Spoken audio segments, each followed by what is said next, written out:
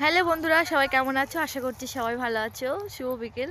তো দেখো এখন মাঠে এসেছি বেতু শাক তুলতে।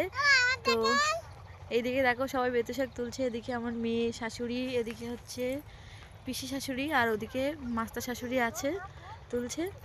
তো অনেক দূরে এসেছি বেতু শাক তুলতে, আমাদের বাড়ি থেকে অনেকটাই দূর।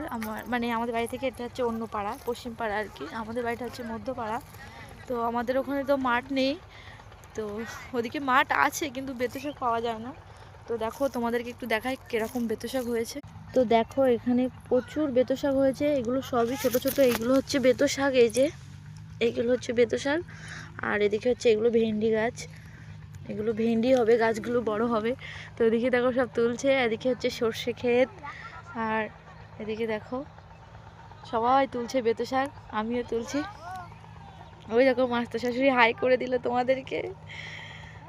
বেতো শাক আর বেগুন আর বড়ি দিয়ে শীতকালে খুবই ভালো লাগে। বেতো শাক খুবই ভালো লাগে, পালং শাকের থেকে বেতো শাকটা বেশি টেস্ট লাগে আমার কাছে, জানি না আর কার কী লাগে।